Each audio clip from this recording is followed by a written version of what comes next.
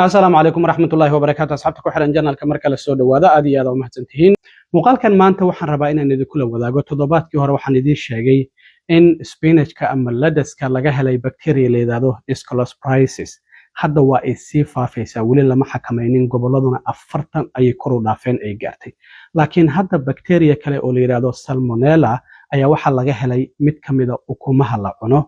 قبل كلا لجها لي imisa kiis ayaa ilaa ay hadda la helay imisa qof ayaa isbitaal loo dhigay maxaa lagula talinayaa haddii gurigaaga ay yaalaan ukumahaasina sidoo kale waan idinla wadaagaya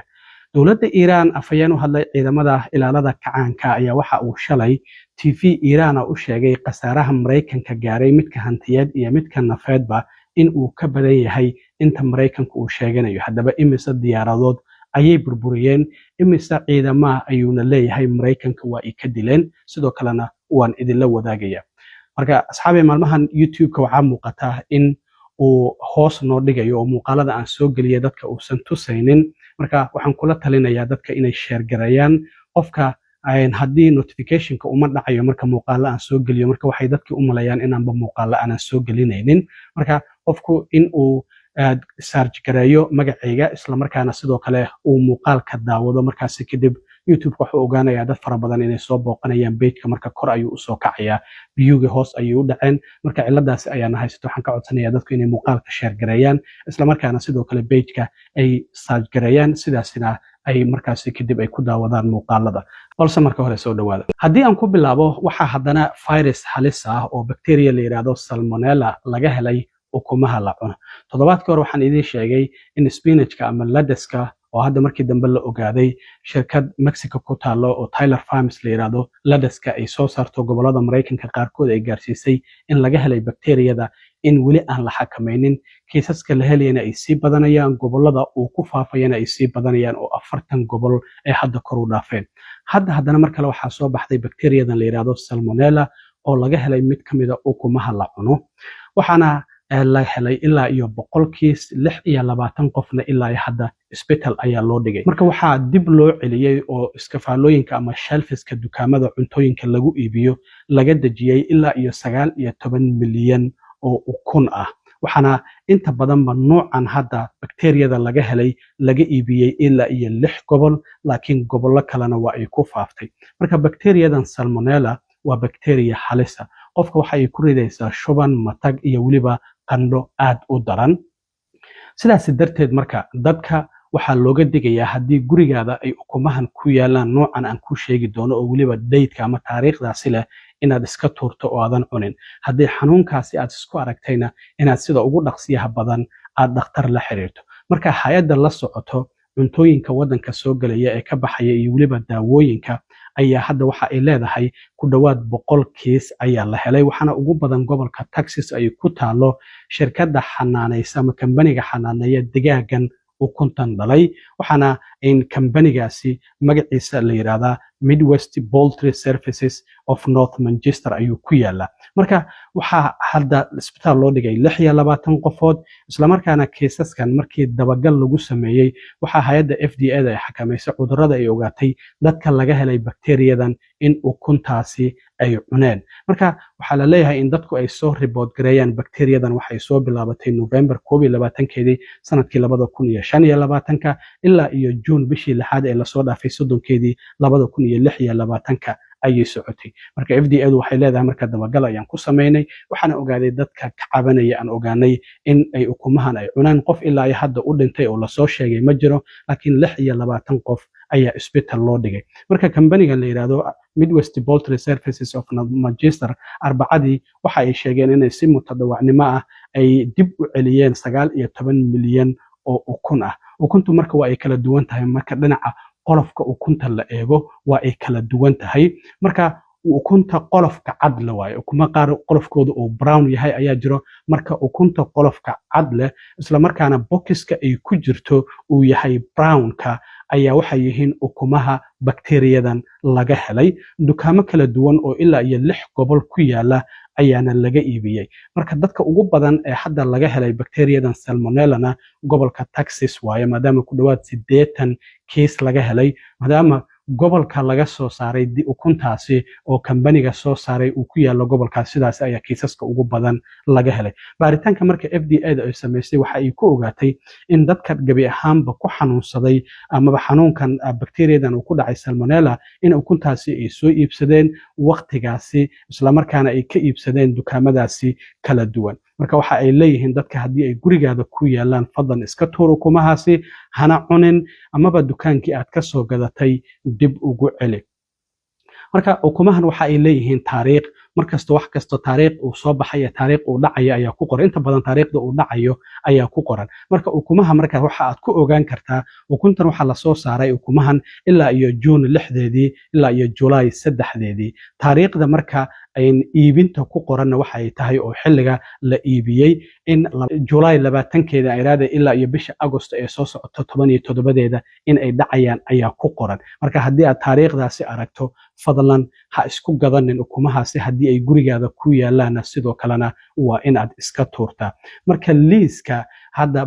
productyada ay saameysay bakteeriyadan waxa kamid ah kartoonka ukumahaasi qolofka cadla ay ku jiraan waxa aad ku aqoonsan kartaa nambaradan soo socda shaashadana waan idin soo saarayaa koodka ku qoran marka wuxuu yahay B-19 konton amaba eber 8 labo ayaa ku sawiran boxiska ukumahaasi qolofka cad leh ay ku jiraan waxaana sidoo kale ku jirta Julian date wax la yiraahdo oo date nooc kale oo 3 digit ah oo numberskaasi marka laga soo bilaabo 001 oo loola jeedo in January 1deedii ilaa iyo 365 oo loola jeedo December 31deedii ama nambarada ka bilaabanaya 157 ilaa iyo 184 haddii aad aragto marka date-kaasi fadlan ukumahaasi ha isku cunin oo iska tuur dukaamada marka lagu iibiyay haddii aad dukaamadan ka soo adeegato goboladan aad ku nooshahay ka digtoonaa dukaanka la yiraahdo Kroger waa dukaan aad u weyn isla markaana cuntada noocyada kala duwan lagu iibiyo marka dukaankaasi gaar ahaan gobolada kala ah Texas Louisiana waa dukaankaasi Kroger haddii ukuntaasi aad ka iibsatay qolofka cadla date-kaasina la fadlan ha isku cunin sidoo kalena waxa jirta dukaamada kale oo la yiraahdo Brookshire Grocery oo iyaguna ku yaala Arkansas Louisiana Mississippi New Mexico Oklahoma Texas iyagana sidoo kalena waa lagu iibiyay dukaamo yar yarna waa ay jiraan sidoo kale hay'adda FDA ay leedahay waa lagu iibiyay marka dukaanka Kroger ukumaha nooca waaweyn ayuu iibiyaa oo kartoonka waaweyn ku jirta oo 12 xabo 18 xabo ilaa iyo 60 xabo ay ku jiraan sidoo kalena waxa jirta mid kale oo isaguna medium brown ah oo cartooniskaasi ay ku jiraan 12 18 ilaa iyo 24 Brookshire marka isaguna waxa uu iibiyaa boxada waaweyn oo ay ku jiraan 6 xabo 12 xabo 18 xabo 36 xabo ilaa iyo 60 xabo waxaa jira sidoo kale jira Country Morning isagana dukaan la yiraahdo asaguna waxa uu iibiyaa kartoomada waaweyn oo 12 18 ama medium iyo large ka oo 12 xabo ay ku jiraan marka iska ilaali ayaa lagu leeyahay haddii aad aragto kartoomadaasi isla markaana waxa aad sameynayso waxay tahay oo qofka looga baahan yahay in ukuntaasi uu ka celiyo meeshii uu ka soo gatay lacagtiina sidoo kale dib ayaa loogu soo celinaya marka waxa gobolada hadda ku dhawaad 100 kiis oo 98 kiis laga helay waxa ay kala yihiin bakteeriyadan salmonella oo ukuntaasi laga qaadayo Arizona California Colorado Georgia Illinois Louisiana Michigan Missouri Mississippi North Carolina New Mexico Nevada New York Oklahoma South Carolina Texas West Virginia sida FDA-da ay sheegtay marka bakteeriyadaasi waa khatar waxaana sidoo kale jirta in bakteeriyadan dad ka badan 1.3 milyan Mareykanka sanad kasta ay ku xanuunsadaan marka sida wasaaradda beeraha ay sheegtay marka bakteeriyadaasina ha laga digtoonaado xanuunka ay sababi kartana calaamadaheeda waxa kamid ah qofku inuu wareer dareemo calool xanuun uu dareemo qandho uu dareemo shuban uu dareemo sidoo kalena mantaq uu dareemo waxa sidoo kale in waxyaabaha calaamadaha lagu garan karo ayay kamid tahay marka dadku inay ka digtoonaadaan ayaan kula talinaya ugu dambeyntii dawladda Iran ayaa shalay waxa ka soo baxay war la yaab leh qasaaraha Mareykanka gaaray muddadii hadda 13 maalmood ee dagaalku uu dib u bilaabmay afayeen u hadlay ciidamada ilaalada kacaanka ee Iran ayaa waxa uu sheegay warbixin la yaab leh ninkan waxa la yiraahdaa General Hussein Muhaybi waxaana Tasnim Agency uu u sheegay interview uu siiyay in 15 maalmood oo hadda dagaalku uu socdo u dhaxaysay July 6deedii ilaa iyo July 22keedii in ciidamada Iran ay Mareykanka ka burburiyeen 11 diyaaradood oo kuwa dagaalka iyo helikobtaro isugu jira kuwaasi oo saldhigyo kala duwan oo Mareykanka bariga dhexe uu ku leeyahay yiilay waxaana uu xaqiijiyay in duqeymaha Iiraan ay la beegsanayeen sidoo kalena 17 diyaaradood oo kuwa wax basaasa ah isla markaana sidoo kale iyo droniska iyaguna howlgallada ku jira in ay burburiyeen 8 ka midana waxa ay sheegeen diyaaradahaasi dronka kuwa cusub ayay ahaayeen waxay sidoo kale xaqiijiyeen diyaarad F-15 oo iyaduna ku jirtay meel diyaaradaha la dhigo diyaarad kale oo la yiraahdo AB-8 in sidoo kale iyo C-7 oo diyaaradaha xamuulka ah oo qaada ciidamada inay burburiyeen 8 diyaaradood oo kuwa iyaguna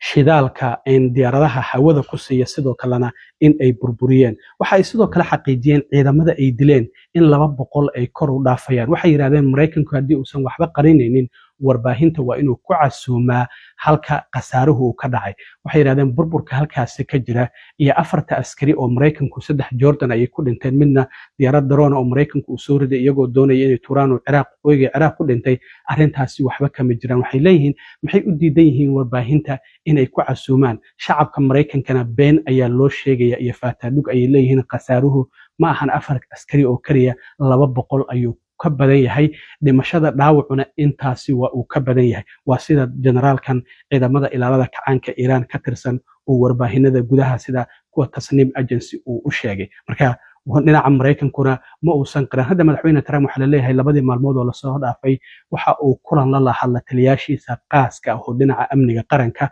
waxana uu sheegay toddobaadka soo socdo in weerar xoogan oo haray loo arkin uu doonayo inuu Iiraan ku qaado dhinaca kalena waxaan ognahay Xuutiyiinta iyo Sacuudiga iyo Baabilmandab arrinta ka taagan oo maraakiibta ay bilaabeen inay weeraraan oo haddii marinkaas inuu xirmo Hormuz uu xiran yahay tahay caalamkii oo idil in cunaqabatayn uu ku jiro arrintaasina waa arrin kale oo iyaduna soo korortay marka aad iyo aad u mahadsantiin nabadgelyo